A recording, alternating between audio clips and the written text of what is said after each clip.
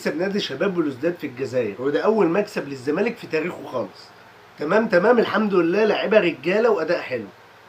هنبدا نتكلم عن الماتش كله. انت شوط اول كنت عامل كل حاجه في الكوره. اول 10 دقايق كنت مخضوض، اللعيبه اغلبها ما اتحطوش تحت الضغط ده، ما اتحطوش في الاجواء ده قبل كده، فانت كنت مضغوط. كان في لعيبه خايفه، فكان في ميس باص كتير، بالذات احمد ربيع لانه خد انذار كمان بدري. بس بعدين لعيبه الزمالك لما دخلت في الجيم، اول كوره بجول، وفضلت انت تهاجم في الشوط الاولاني، وفضلت تعمل فرص وتضغط وتعمل، وكان ممكن تطلع بدل لما انت كسبان 1-0 تبقى 2-0 في الشوط الاولاني. لغايه لما دخلت الشوط الثاني اصابه خوان بيزيرا دي اتاثر. ليه؟ خوان بيزيرا ده بالنسبه لي احسن صفقه دخلت مصر اخر مثلا 10 سنين. في نفس الوقت هو احسن لاعب في افريقيا. بحس خوان بيزيرا ده حمله، لاعب لوحده، لاعب يقدر يفرق لوحده في الماتش كله، لاعب يحول الفرقه كلها من الدفاع للهجوم. انت شفت خوان بيزيرا الشوط الاولاني جاب الجون، كان هو اللي بينزل يستلم الكره وبيعدي، وعنده جرأه ان هو يعدي وما عندوش مانع في اي حاجه. ده في كوره عداها من 2 وقام شايط جت جنب العارضه، بعدها جاب الجون. خوان بيزيرا اتصاب، نزل احمد شريف. شفت انت الزمالك حاله بقى عامل ازاي؟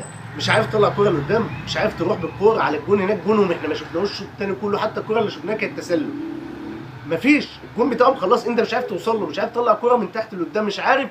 ما عندكش اللاعب اللي هو خوان بيزيرا اللي ياخد الكوره من ورا لقدام ويعدي ويبقى عنده اداء حلو. نزل احمد شريف، احمد شريف مخضوض، مش عارف يلعب، مفيش اداء، مفيش ثقه بالنفس، مفيش اي حاجه.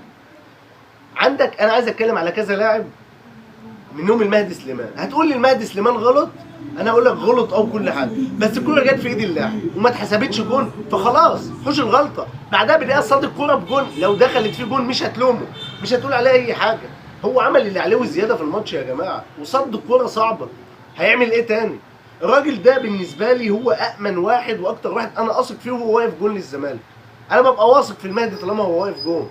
اي حد تاني ما بيبقاش واثق، ما بيبقاش عندي ثقه في اي كوره. حتى كور الشاب بعيده هو بيمسكها من مره واحده بيدينا ثقه، مش زي محمد عواد او صبحي ممكن كوره زي دي تفلت تخش جون عادي. دفاعنا حسام عبد المجيد، محمد اسماعيل، رجاله.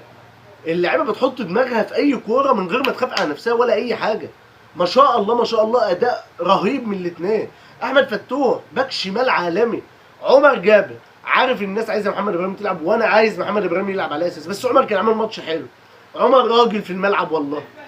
احمد ربيع اللي كان عليه بتاع انذار في اول الماتش وعمل كذا ميس بار، والله راجل في الملعب. محمد شحاته اللي من غيره نص ملعبنا ملوش منظر، ملوش شكل.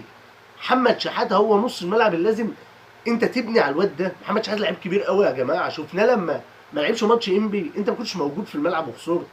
دلوقتي بنشوف محمد شحاته هو اهم واحد في نص ملعب الزمالك مع عبد الله السعيد. عبد الله اللي عنده 40 سنه تحسه عنده 19 20 سنه في الملعب، راجل لعيب كوره كبير قوي. خوان بيزيرا حدث ولا حرج، ده عايز له حلقتين ثلاثه الواحد يتكلم عليه ويقعد يقول ويعيد ويزيد في جمال خوان بيزيرا في الملعب يا جماعه. ناصر منسي ما وصلوش كتير، بس كان كل كوره بيلتحم، كل كوره بيضغط على على المدافعين، كل كوره بيحاول يغلط اللي قدامه. عدي الدباغ مهاجم كبير قوي، بس احنا ما شفناش لا عدي ولا ناصر الماتش ده عشان احنا دافعنا اغلب الماتش بالذات الشوط الثاني. مكسب كبير مهم قوي لنادي الزمالك في نص نهائي الكونفدراليه خارج ارضك في الجزائر لاول مره في تاريخك، بتحط خطوه ان انت توصل النهائي ان شاء الله. ان شاء الله الزمالك قدها، ان شاء الله الزمالك هيبقى بطل الكونفدراليه السنه دي والدوري المصري كمان.